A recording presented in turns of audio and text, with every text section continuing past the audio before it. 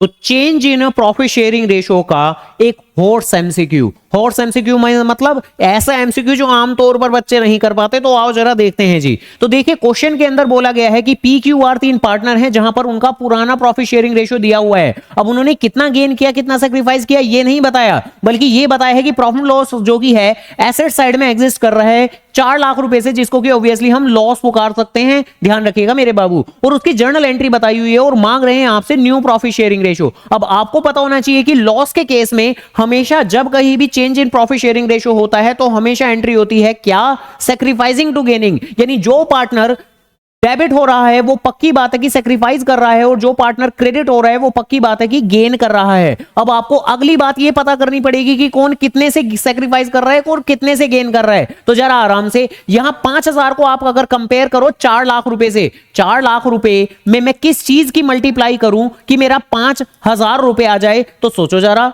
तो क्या सोचा, बेसिकली अगर हम 4 लाख रुपए के अंदर 1/80 से मल्टीप्लाई करूं तो मेरा 5,000 रुपए आंसर आएगा। और बिल्कुल उसी तरीके से 4 लाख में किस चीज की मल्टीप्लाई करूं कि मेरा 20,000 आ जाए। तो ध्यान रखिएगा मेरे बाबू, वो फ्रैक्शन बनेगा आपका 1/20, यानी 4 लाख में 1/20 करके आपका 20,000 रुपए आने वाला है। और 4 लाख में किस चीज की मल्टीप्लाई करूं कि मेरा 25,000 रुपए आ जाए। तो यहां से मेरा जवाब आएगा 1/16। यहां से हमें समझ में आता है कि पी सेक्रीफाइस कर रहा है 1/16 से, क्यू और आर गेन कर रहे हैं आपके 1/80 और 1/20 से। अब आपको निकालना है न्यू प्रॉफिट शेयरिंग रेशो। तो 1/1 एक एक करके सभी पार्टनर्स की आपको कैलकुलेशन करनी पड़ेगी, पी की, क्यू की और आर की, तीनों की ही कैलकुलेशन करना आप शुरू कर देंगे। जहां पर पुराना प्रॉफिट शेयरिंग रेशो आपका 5/10, 3/10 और 2/10 है। जहां पर जो पार्टनर गेन कर रहा है, ऑब्वियसली बात की कि 2 पार्टनर, उनके अंदर आपको ऐड करना है, और जो पार्टनर सेक्रीफाइस कर रहा है मिस्टर पी, तो उसके अंदर आपको माइनस करके चलना है। और कितना माइनस करोगे आप, तो पी सेक्रीफाइस कर रहे हैं 1/16 के लिए, तो 1/16 माइनस करोगे, यहां ऐड करोगे आप 1/80 और यहां ऐड करोगे आप 1/20। तो ऊपर से आपने सेक्रीफाइस और गेन की